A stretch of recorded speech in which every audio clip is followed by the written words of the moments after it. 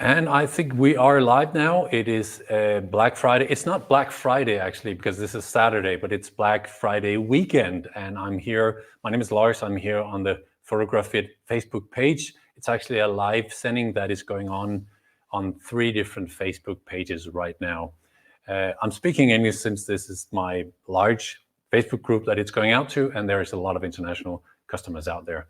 The reason why I'm doing this live session is that I promised my customers that I would collect all the different questions that you've done and sent to me for the last 48 hours, actually a couple of days, 3 days, and compile them into this Q&A where you can all be a little bit wiser. It's a bit of an infotainment for you guys to be aware of the kind of questions that I get during the day, but also maybe to learn a little bit about underwater photography equipment, and maybe even have some questions by yourself. And you're more than welcome to use the commentary field and write them to me during the session here. So yes, it's been Black Friday, and it's the time of year when I open the email all weekend and just sit and answer emails, and people write in, and they have been very, very active. And I'm way behind with answering emails still, so sorry about that. And I will get back to all of you. If not today, then tomorrow, or even in the first couple of days in the following week. So, first of all, very important, what's better on a Black Friday than a black beer? This is not a black beer, it's a brown ale. It's good. Maybe it needs a couple more weeks. We brew ourselves in the office, so obviously we need to have beer when we do these kind of things. Okay, I have lots of subjects for you. Let me just write them here so that you are, hello from Norway, great. Then have a look at these ones. These are some of the, doesn't look too good there, but anyway, you get the feeling that there's a lot of different subjects that I'm gonna run through this next 10, 15, 20 minutes, 2 hours, how long it's gonna take. First one is GoPro. Lots of questions about GoPros. What is the best way to mount a GoPro? That's a common question that I get all the time. How do you mount a GoPro? Well, first of all, make sure you understand that the GoPro is a filming or a camera, and you do not film with a camera by having it here, anywhere but in a solid tray in front of you. Having said that, there is actually, I have so many gadgets here. This is an option.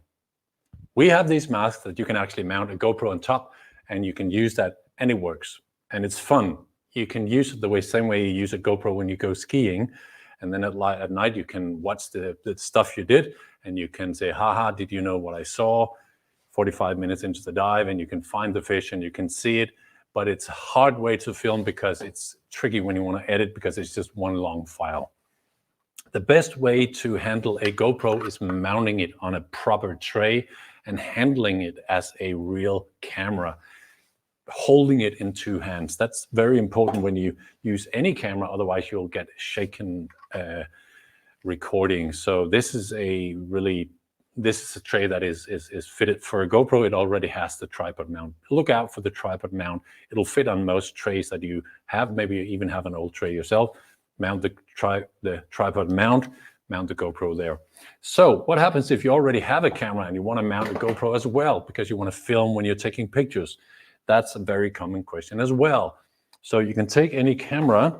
I have so many gadgets here. Don't be bothered if I'm a little bit confused. What you can do is you can take the cold shoe on top of most cameras that you have. You can mount an arm ball. On that arm ball, you'll mount a clamp and then a GoPro ball like this one. There you go.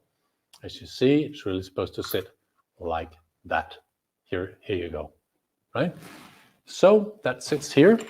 The good thing about this setup is that once you mount this, it's very easily, and it will follow your moves that you do with your camera already. So if you mount your camera on the tray, then the GoPro will follow. The GoPro will be in the middle, and that way you get a proper image, and you always know where the filming device is because it's right on your camera, right? That's a good way of doing it. So that's it. That was a good little subject there, GoPro. There are other questions, and one is how to mount a monitor. I'm a monitor person. I'm a bit of a sucker for monitors, actually. Maybe it's due to the old eyes now. I can't see a thing without a proper monitor. So I have quite a few monitors. So let's have a look here. If you have a monitor like this one, it's a bit of a problem when it's this thick. And this is for my Ninja, and there's also room for the battery here. So it's very deep. And if you have a housing here, and you can see, then the only way that it can really go is on top of the camera, right? Like that. Sometimes you are lucky to have an arm ball in the middle, but with the Nauticam housings, there are arm balls that you can mount here, and there's always a vacant space. So what you should do is get a long clamp and just mount it on top of the housing, just like I've done with mine here.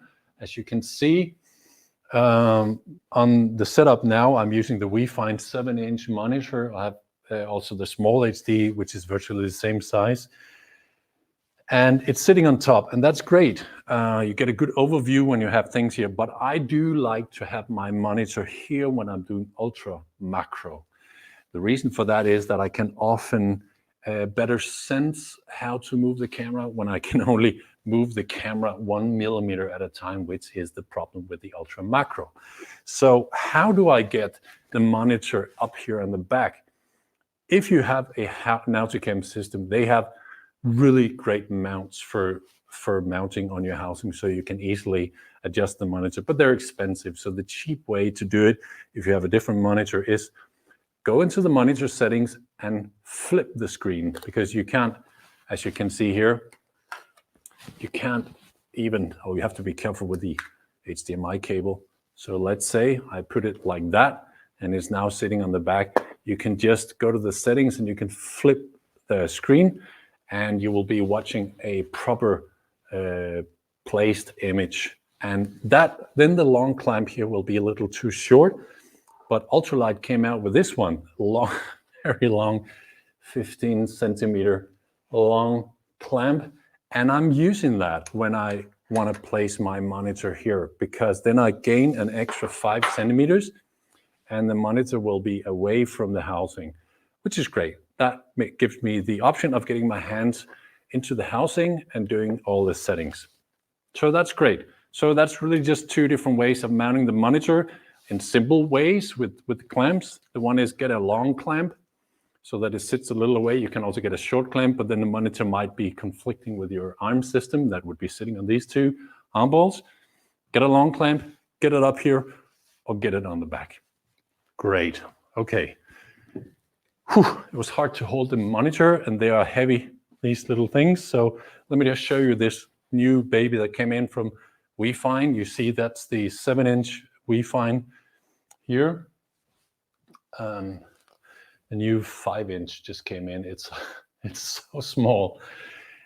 I haven't used it yet. I am considering to take this one for myself because that is small, and that is the beauty of the monitor. The interesting bit with the monitor is not to get a big image. Of course, it's nice so you can see all the details, but that's not the main thing with a monitor. I know, because I've had 6 or 7 different monitors for so many years now. The point here is, if you get a monitor, you get the image away from the camera, and that means you can, when you want to do macro and stuff where you have to go down, you don't have to lie down in your mud. You can just angle the monitor because it's on top here, and you can easily see the image, and that's nice. I often twist the monitor so many times between watching it from upside to downside throughout the dive. And this little monitor is, I don't know why other manufacturers have not made small monitors. It's like they think they need big monitors all the time. This is a small monitor. It's quite cheap, €1,000. I believe that if the quality is good, it's going to be a hit, because a small monitor is what really matters. And that's, if you have an M16 hole in your housing, that monitor should be able to fit in there. So, and €1,000, that's the same price as a viewfinder, proper viewfinder, which is something that you at least should have had if you do macro. So consider that. That's very, very interesting. And I'll make a video when I know more about the size of that, because it's perfect for traveling. Let's admit it. It's hard to travel, particularly with an extra monitor. It's like having an extra housing with you. Such a small monitor, it's going to be interesting. Enough of monitors. My arms are wiggling on the handles. How to tighten them. Yeah, let's have a look at the GoPro again. So you have this system, and you all know that if you have a big housing on here, the aluminium is a little bit wobbly and can actually make your arm wobble. And how do you tighten that? It's not a problem on housings like Nauticam, because they already have brackets here, you see? So the arms are tightened completely to the housing, which is great, because when you have long arms and you move the camera, let's say you're doing video and you have video lights on and you're moving it, your arms can be wobbling like this, it's shaking. So that's why you have the brackets on the handles attached to the housing. There are a quick fix on it. It's called a bracket housing, a tripod bracket. It's basically a universal bracket. It goes on this one. It will fit on just about all trays. And of course, I can't fit it on there because you need to take the arm ball off. But it sits something like this here. And you see it will fit directly onto the underneath the arm ball here. There you go. It will fit on here. And there you go.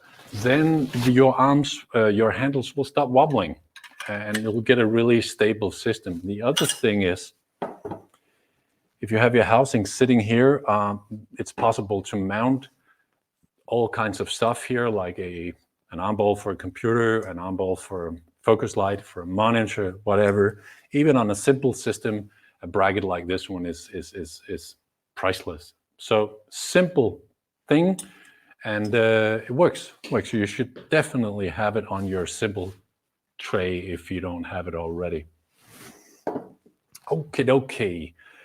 TG-6. Lots of people are talking about the TG-6. It's because it's one of the systems we sell the most accessories for.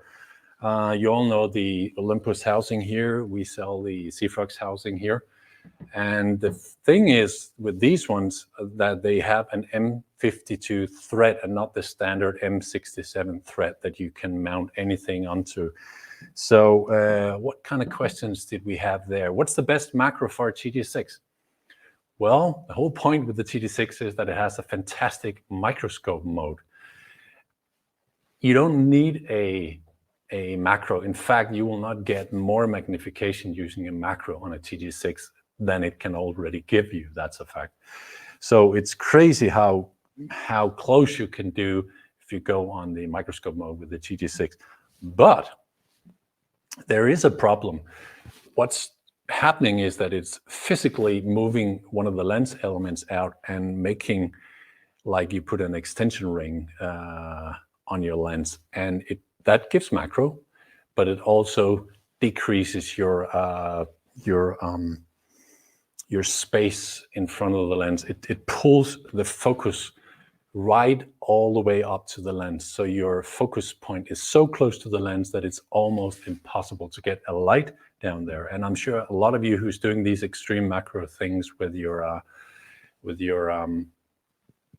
TG-6 have tried that and have had problems getting a light in there. See, so you really just need to mount two lights very, very, very close to the lens here. There is, of course, a workaround on it, and that is if you find a powerful, and has to be powerful, macro lens. As I said, you will not get more macro, but you will actually move the focal, the near focal point further out, a couple of centimeters, just a couple of centimeters, and that way you can just angle light from the side. So is it a good idea with a macro for a TG-6? Well, I don't think it's worth it. I think it's better to do some sort of other way, but you can definitely solve this way. And if you already have a good macro lens, try to use it, okay? If nothing else, just to move the focal point a little bit away from the lens so that you can get light in front of your macro subject. Okie dokie, that was more TG-6. Is there good and cheap wide angle? Yes, there is, and we have one on Black Friday offer, Black Friday weekend still. But let me show you this one. This is the UAL-05. I don't think a lot of people know about this one, but when you put this camera on microscope mode, you can't use a wide angle and use the microscope mode. But you can with this lens. It's not the most powerful lens. It has an 81-degree wide angle, which is great. I mean, it's better than just the standard compact crap that normal compacts do, because anybody knows that you need to have a wet lens in order to have a compact camera working properly underwater, okay? And this one will do the trick. Quite cheap. It costs 160 euros and looks sweet, doesn't it? It's from AOI. AOI also used to do, or is doing, all the housings for Olympus, so they know exactly how this lens should be.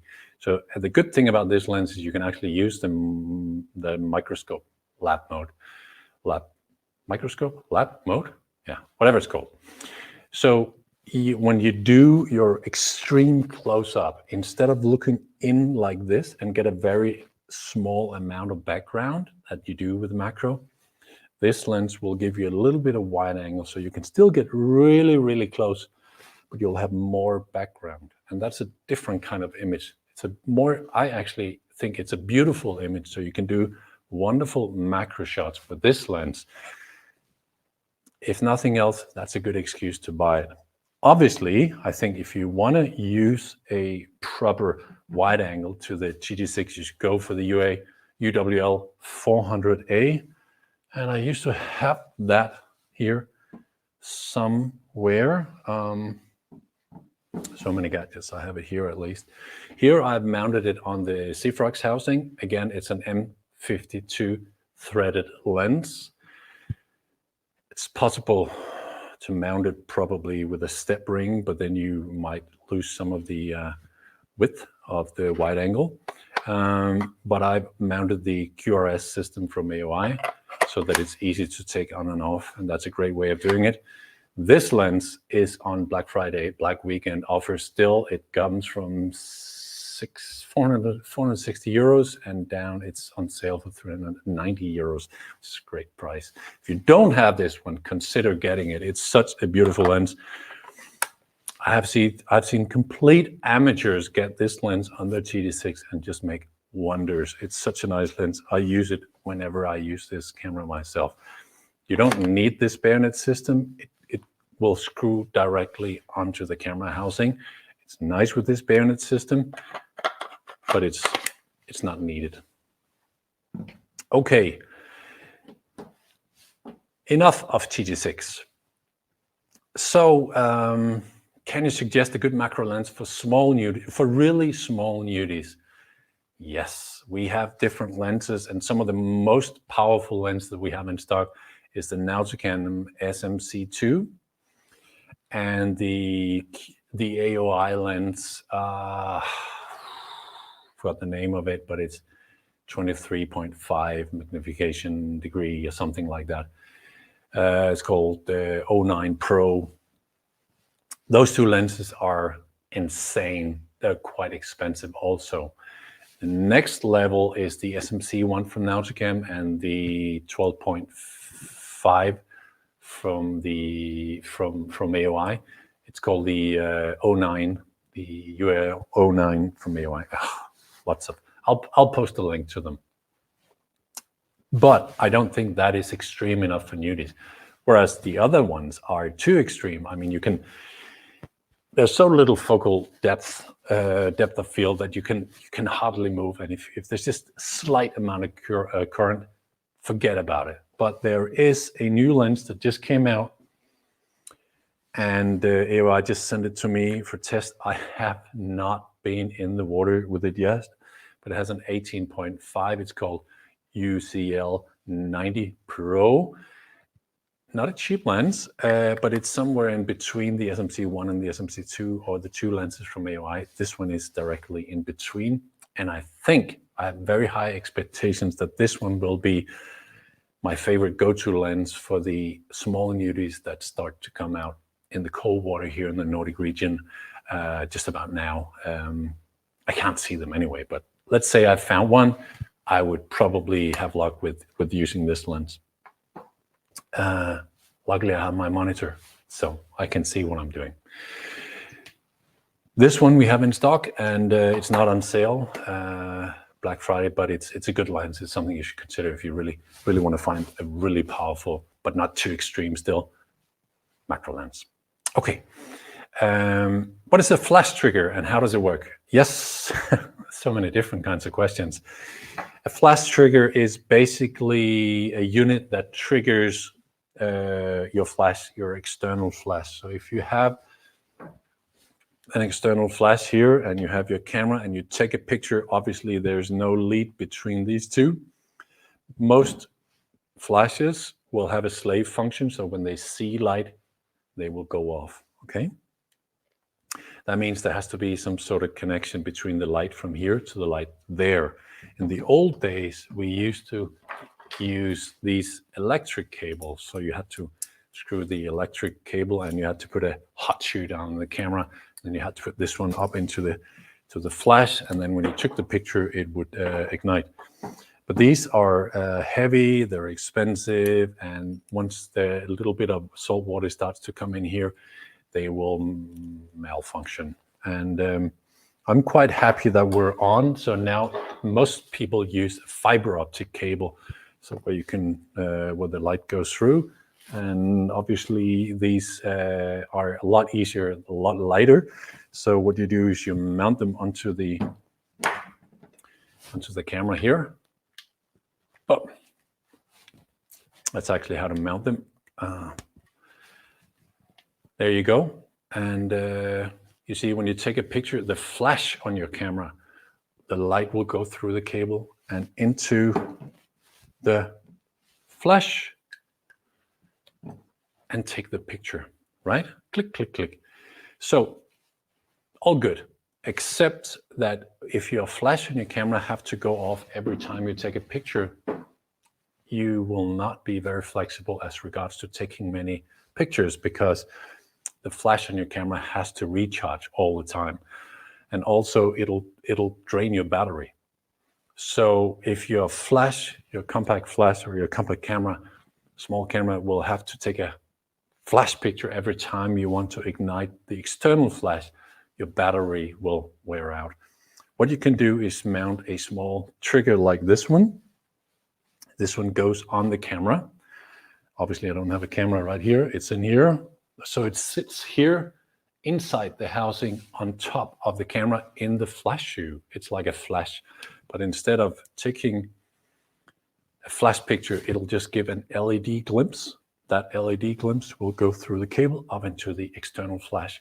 And this flash trigger is, because it's LED, it has like unlimited exposures, and it can be triggered as fast as you want. So you can trigger it almost as fast as you want with your camera in high speed mode, and the light will keep up and trigger at the end of your LED cable. Obviously, your external flash has to be able to trigger many times as well. Otherwise, you won't gain any benefit from these many flash glimpses. But it doesn't really matter, because you can be in a macro situation where you turn the effect of your flash down. If you do that, there's plenty of charging on your flash to take 3, 4, 5, 6 pictures in a row, like tick, tick, tick, tick, tick, tick. And that would be possible with a flash trigger. It would not be possible with a trigger on your camera if you just had to trigger the flash with your flash of your camera. Does that make sense? There's a workaround on it if you don't have an LED flash trigger. You can go into the menu settings of your camera and you can ask it to lower the effect of the flash. So maybe some will accept an 1/8 or a 16th of effect, and that would of course not use so much of your battery, and your recharging time on your camera will be faster to ignite that flash trigger. Okay. That was the flash trigger. How does the clamp and arm turn on? Yeah, I don't know. This was a This was a question from a fairly new photographer who wanted to mount arms on their system. And obviously, it's all about whether you want to do wide angle. If you want to do wide angle, your flashes would typically, your arms would sit next to the tray, next to the camera housing, and out like this, and your clamps would turn like that here, and then you could easily handle your flash going outwards or even further out, pointing away from your camera to avoid backscatter and to light a larger area. But if you do macro, it's a different thing, because then you might want to mount your light in front or very close to your housing here, because your lens would be maybe here. So where does this clamp sit? First of all, make sure that the clamp doesn't sit away from you, because then you can't loosen it. You have to grab around the, that's the camera. You have to grab around the clamp to loosen it or tighten it. The thing is, of course, with a clamp system and an arm system, is that you have to adjust it to exactly being so tight that you can maneuver it underwater with not a problem, but it has to stay where you let go of it. So let's say you had a big light sitting here and you let go of it and it fell down, then you'd have to tighten the clamp a little bit to make sure that it was sticking to where you want it to be. And that's also very, very important. Better turn the clamp around again. It's very important if you do macro. You might want to have it sitting here, and it needs to stay in exact place, because when you do macro, you do a lot more lighting. Setting up the light to a special place. And then, I could do a whole live session about how to place your arms, and also if you have arms with floats or even float arms that are the thicker ones. I could even do a full course, I think, with just talking about arms and how to mount the light. But some people enjoy to have the light pointing up and down, and then long arms, because then you have the option of pulling out the arms and lighting the subject from the back, which is something I really enjoy, because I'm an old studio photographer, and for me, there has to be a highlight in the image. So I very often have a light coming from the back on the subject. Whereas a lot of people think, or like, to just point the two lights straight from the lens and then using ultra macro light like that. Both things are correct, both things are wrong. Depends on the situation, depends on what you want, depends on the backscatter in the water, depends on so many things. It's most important that you understand what you're doing and you know what you want to do. And that's the thing that in the end should help you place the arms in a position where they are most usable. Okay. This turned out to be a bit of a underwater photography course. That wasn't my intention. So better, cheers. I'm not sure how many people are out there, but I know that I didn't manage to keep this down to 10 minutes, nor 15 minutes or 20. It's been half an hour, and I think I've spoken to not too long, but long enough. And luckily, you can just scroll in the video file once you see it. It's still Saturday. You're more than welcome to go to photography.eu and see some of the good offers out there, or still send me an email this weekend with anything as regards to your setup. If you have, and you don't need to buy anything, that's a service we have this weekend. If you are considering to mount something, or you don't like the way your setup is placed, or have problems with how things are working for you, that's what I'm doing this weekend, just simply answering emails to all of you out there who might have these questions. In fact, that's what we do every day in the office. That's what we make a living doing, helping out. Okay, that's it. I think the last thing is one cool little new gadget. We got this one. It's a tripod mount. It's a universal one. You can place your camera on there if you want to do video filming, and because there are arm balls, you can just place extra arms on here with clamps, or you can move one of them and just use these three short ones or long ones, and they're great if you want to do a long exposure, or want to do some sort of night night photography. That was just a nice little gadget because somebody asked, is there a nice little gadget? I think that's it. We're here if you need us. Thanks a lot for keeping up for half an hour, and I hope to see you somewhere out there under the surface. Take care.